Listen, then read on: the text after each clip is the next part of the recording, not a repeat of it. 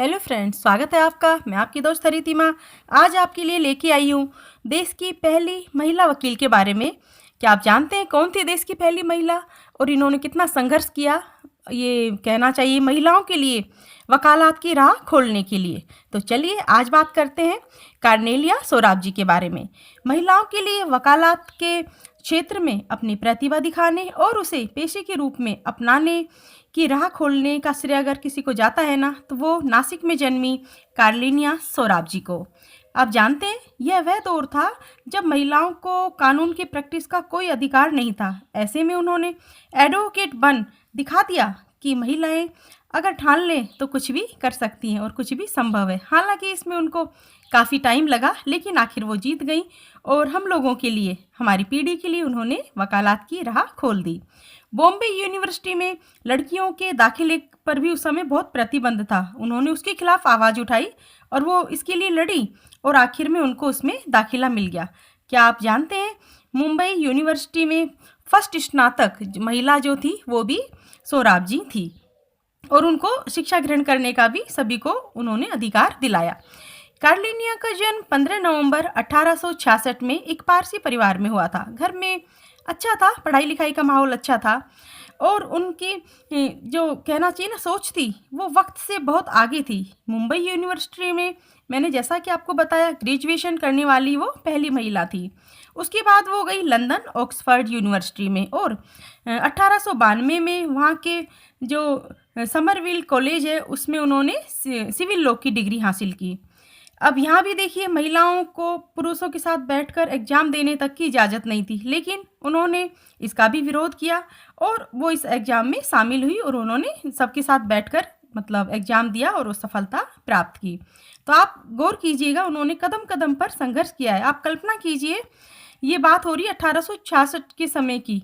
उस समय मतलब महिलाओं को जब सिर्फ घूंघट में रहती थी और बिल्कुल भी आज़ादी नहीं थी किसी तरह की, उस समय ये एक तरीके से कहना चाहिए वकालत का पेशा अपनाना और पढ़ना बहुत ही कहना चाहिए चुनौती भरा रहा था उनके लिए। इस तरह कानून की पढ़ाई करने वाली वह पहली भारतीय महिला बन गई। अब वो आती हैं स्वदेश लौटकर 1897 में। उन्होंने मुंबई यूनिवर्सिटी में एलएलबी की डिग्री ली, लेकिन डिग्री और योग्यता के बावजूद भी उन्हें वकालत करने के लिए मतलब योग्य नहीं माना गया। उनको स्वीकार नहीं किया गया कि वो प्रैक्टिस भी करें, क्योंकि उस समय तक ऐसा कोई कानून नहीं था महिलाओं को वकालत करें, ऐसा नहीं था, मतलब कानून नहीं बना होगा।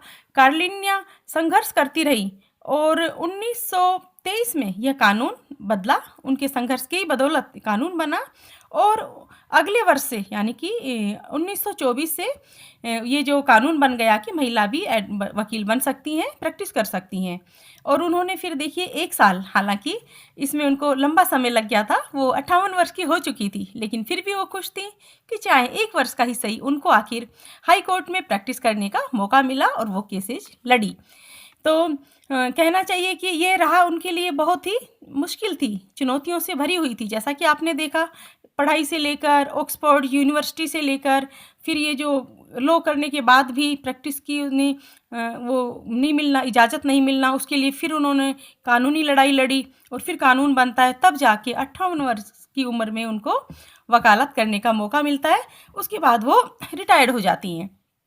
तत्कालीन भारत में जो रियासत उस समय रियासतें हुआ करती थी, तो अक्सर जो कार्लिनिया थी वो बड़े बड़े शाही परिवारों में जाती थी। तो उन्होंने देखा कि जो शाही परिवार की महिलाएं हैं बहुत दिखती ऊपर से अच्छी हैं, सजी संवरी रहती हैं, बहुत शानदार उनका जीवन है, लेकिन जब वो उनसे बात करती थी ना, तो उनको लगता था कि वो अंदर से कैसा घुटन फील करती हैं।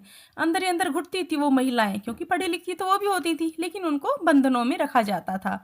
तो उन्होंने महिलाओं के लिए काफ़ी सारे कानून बनवाए। उन्होंने देखा कि महिलाओं पर कैसे घरेलू अत्याचार होते हैं और यह सब उन्हें सहन नहीं हुआ। उन्होंने महिलाओं की मदद करने का निश्चय कर लिया था।